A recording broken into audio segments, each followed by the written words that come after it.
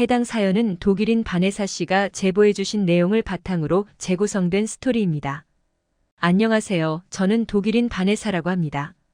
저에게는 모든 사람에게 자랑하고 다니던 언니가 있는데요. 변호사라는 타이틀에 맞게 당차고 인정이 많은 사람이었죠. 하지만 그 모든 것이 사라지는 순간이 찾아왔습니다. 언니가 맡았던 의뢰인이 무죄를 주장했었는데 진실은 다르다는 것을 알게 된 순간이었죠. 그는 언니의 도움으로 재판에서 이긴 순간 언니에게만 자신이 범인이 맞다고 조용히 알려줬다더군요. 하지만 언니가 할 수 있는 건 없었다고 합니다. 그 일로 인하여 피해자에게 큰 상처를 줬다고 생각하던 언니는 변호사라는 직업에 대해서 회의감을 느끼게 되었습니다. 밝았던 언니는 순식간에 어두워지기 시작했어요. 언니의 처음 보는 모습에 걱정이 앞서더군요. 상담을 받아보거나 다른 활동을 해보는 것을 추천했으나 언니는 그 어떤 행동도 하지 않은 채 방에만 있었습니다. 그러더니 갑자기 여행을 다녀오겠다고 하더군요. 기분 전환 삼아 자신이 가보고 싶었던 아시아를 경험하고 싶다면서요. 좋아지려는 작은 시도에 부모님은 기쁘게 허락하셨습니다. 그동안 공부라든가 일 때문에 언니는 여행을 가지 못했었거든요. 언니는 가기 전에 온전히 자신만을 생각하고 싶다며 연락은 하지 않겠다고 했어요. 걱정되었지만 언니가 원하는 것이기에 가족 누구도 반대할 수가 없었습니다. 저 또한 언니의 선택을 지지할 수밖에 없었죠. 5개월 후에 돌아오겠다는 말을 남기고 아시아 여행을 떠났습니다. 언니는 정말 2개월이 넘는 시간 동안 연락이 없더군요. 걱정이 되는 건 사실이었으나 약속했던 내용이니 연락을 기다릴 뿐이었습니다. 그리고 3개월이 되던 시기, 다행스럽게도 언니가 걱정하지 않아도 된다는 짧은 연락을 한 번 해왔기에 걱정을 덜 수 있었어요. 그리고 5개월이 되던 날, 그녀는 밝은 모습으로 돌아왔습니다. 그리고 예전처럼 자신의 자리를 찾아가기 시작했어요.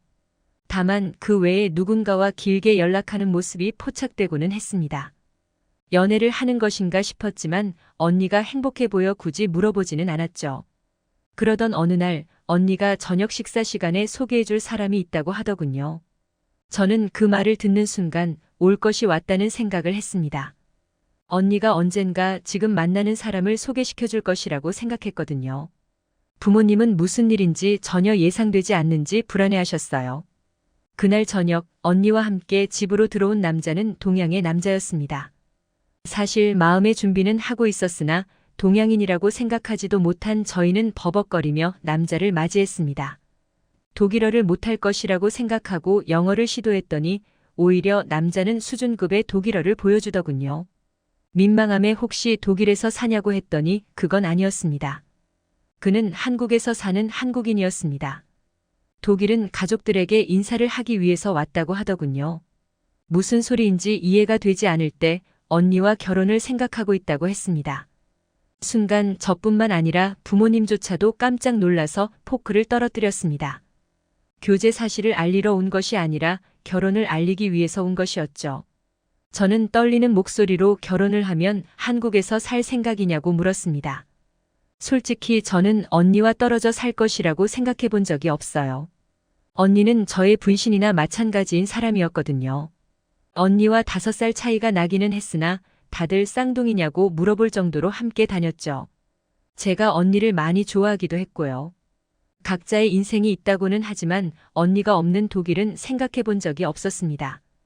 그는 대답하지 못하고 머뭇거리고 있었는데 언니가 나서서 그럴 생각이라고 하더군요. 당시 저는 아시아 하면 생각나는 것이 딱 하나 있었습니다. 바로 가난하다는 것이었죠. 유럽이나 미국에 비하여 아시아가 선진국이 아니라는 이유도 있었고 경제적으로 뒤처져 있다는 생각이 있었습니다. 인터넷만 찾아봐도 아시아가 어떤 나라인지 알 수 있었겠지만 이미 인식이 박혀버린 저에게는 바뀔 수 없는 편견이었죠.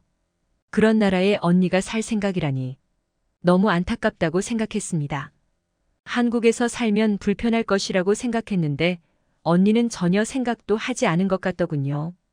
혹시 남자와 돈이 얽혀 있거나 하는 것이 아닐까 생각했죠. 부모님은 아무 말하지 않으셨으나 저는 반대했습니다. 도대체 그 5개월에 이르는 여행에서 무슨 일이 있었는지 언니가 굳이 그런 먼 나라까지 갈 필요가 있냐고까지 했죠. 그러면서 결혼하고 그런 후진국에서 사는 것보다 독일이 낫지 않냐면서 예비 형부 앞에서 할 말 못할 말 다 써가며 반대를 했습니다. 하지만 그는 저에게 그 어떤 화도 내지 않았습니다. 독일어를 그렇게 잘하면서도 안 들리는 것 마냥 고개를 끄덕이기만 하더군요. 언니 또한 예의 없는 제 행동에 별말 하지 않았습니다. 차라리 화라도 냈다면 싸우며 파토내라고 했겠지만 결혼하겠다는 당사자들 앞에서 혼자 난리를 부리는 꼴이 되었죠. 언니는 자신의 선택을 믿어달라며 자신이 가장 힘들 때 만났던 사람이라고 했습니다. 그가 곁에 있었기 때문에 독일로 돌아올 수 있었던 것이라는 말까지 했죠. 저는 언니의 그 말을 이해하기까지 오랜 시간이 걸렸습니다. 언니는 사실 독일로 돌아올 생각이 없었던 거예요. 이미 우울증이 왔었기에 언니는 기분 전환 삼아 간 것이 아니라 모든 것을 자포자기한 상태로 여행을 나섰던 겁니다. 세상에서 사라지겠다는 생각으로 말이죠. 그리고 그런 언니 앞에 나타났던 것이 형부였던 셈이죠. 저는 그걸 알게 된 이후로는 그 두 사람을 반대할 수 없게 되었어요. 언니가 가장 힘들 때 제가 아무 위로가 되지 못했다는 생각이 무력하게 만들기도 했고 형부로 인하여 언니가 마음을 잡았기에 고마운 마음도 있었죠. 그렇게 언니는 결혼 후 한국으로 떠났습니다. 언니가 없는 독일에서 저는 제 자리를 찾아가기 시작했습니다. 언니는 한국으로 간 이후로도 연락을 꾸준히 해줬습니다. 저희는 영상통화도 하고 서로의 안부를 묻기도 했어요. 하지만 항상 저에게 힘을 주던 언니가 곁에 없으니 그리운 것은 어쩔 수 없더군요. 언니가 임신을 하게 되어서 옆에서 도와주고 싶은 마음에 휴가를 내고 한국으로 향하게 되었습니다. 한국에 도착하게 되었을 때 저는 제 생각이 뒤흔들리는 경험을 하게 되었어요. 한국의 풍경은 가난하다는 생각이 하나도 들지 않더군요. 언니가 저를 데리러 왔을 때는 감탄만 연발할 따름이었습니다. 생각과는 다르게 고층 빌딩도 많았고 도로도 흙바닥이 아니더군요. 저는 제가 아시아 자체를 무시하고 있었다는 생각이 들었습니다. 언니는 제 표정을 보더니 생각했던 것보다 가난하지 않냐면서 웃더군요. 저는 민망함에 얼굴이 붉어졌습니다. 일주일 정도를 언니와 형부의 집에서 머무르기로 했던 터라서 언니는 저를 데리고 집으로 향했어요. 언니가 생각하지도 못했던 빌딩에 주차를 하기에 집으로 왜 가지 않냐고 물었습니다. 제가 생각하는 집은 주택 아니면 1층은 상가가 있고 2층부터 주거 공간이 있는 곳이었거든요. 언니는 자신의 집이 맞다면서 안으로 안내해줬습니다. 1층부터 20층에 달하는 높이의 아파트는 제게 충격으로 남을 수밖에 없었어요. 하지만 정작 더 큰 충격을 안겨준 것은 며칠 후의 일이었습니다. 형부가 점심 도시락을 안 가져갔다며 언니가 나가는 김에 들리자고 하더군요. 저처럼 형부가 은행원이라는 사실을 알았기에 한국의 은행을 가볼 좋은 기회라고 생각했습니다. 그렇게 간 은행에서 저는 당황할 수밖에 없었어요. 제가 생각했던 은행보다 형부는 더 큰 곳에서 일을 하고 있더군요. ATM 기계도 5대가 있고 사람들도 6명 이상이 근무하고 있는 체계였죠. 저는 형부가 굉장히 큰 지점에서 일을 하고 있다는 사실을 알게 되었는데 한국에서는 그게 큰 지점이 아니라 일반적인 곳이라고 하더군요. 그 말을 듣고 어찌나 놀랐던지 모릅니다. 형부에게 도시락을 건네주고 언니가 바로 나가자고 했으나 저는 구경하느라 나가지 못했습니다. 아침에 공과금 이야기를 한 것이 생각나 내고 가자고 했더니 이미 핸드폰으로 접속해서 냈다고 하더군요. 저는 공과금을 어떻게 핸드폰으로 내냐고 웃었더니 바코드만 찍으면 바로 입금이 된다고 했습니다. 저는 그 말을 듣고 놀랄 수밖에 없었어요. 독일에서는 핸드폰으로 돈을 보내는 시간이 2, 3일은 걸리는데 한국은 불과 몇 분, 아니 그냥 송금하는 즉시 입금이 되더군요. 한국의 시스템에 놀라게 되는 순간이었습니다. 언니는 제 놀란 모습이 재밌었는지 신기한 것을 보여준다면서 ATM 기계로 가더군요. 그러면서 뜬금없이 기계에 손을 가져다 댔습니다. 보고 있었는데 몇 가지 버튼을 눌렀더니 어느 사이엔가 돈이 나오더군요. 저는 놀라면서 저도 해보겠다고 했으나 회원이 아니라 되지 않더군요. 언니는 바이오 인증이라는 것이 있는데 손목의 정맥을 통해서 카드와 통장이 없어도 출금이 되는 시스템이 있다고 알려줬습니다. 독일에서는 카드가 없으면 인출 자체가 어려운데 여러 방법이 있는 게 신기하더군요.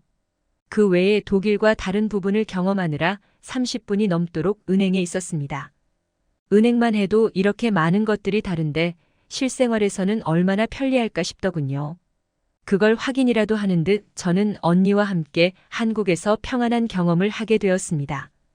호텔처럼 카드 혹은 번호키로 현관문을 열 수 있는 것, 카페에 있는 무선 충전기 등 살기 편한 곳이라는 생각이 들었죠. 더군다나 깨끗한 화장실도 무료로 사용할 수 있으니 이렇게 좋은 나라가 어디 있겠어요. 저는 솔직히 한국을 무시하고 있었는데 직접 경험해 보니 무시한 제가 너무 한심하게 느껴졌습니다.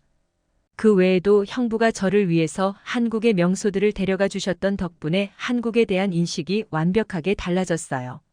형부는 한국뿐만 아니라 아시아 자체가 가난한 것이 아니며 중국과 일본도 한국과는 다른 좋은 점이 있다고 칭찬하더군요. 저는 앞으로 함부로 말하지 않겠다고 다짐하게 되는 경험이 되었습니다. 그렇게 독일에 다시 돌아왔을 때는 아시아에 대해서 완벽히 다른 시각을 가지고 도착하게 되었죠. 부모님께 아시아에 대해서 잘못 생각했다며 고백했을 정도니까요. 언니는 지금 예쁜 조카 세론이를 낳았습니다. 세론이를 직접 보지 않아서 이번 겨울에 부모님과 함께 한국으로 갈 예정입니다.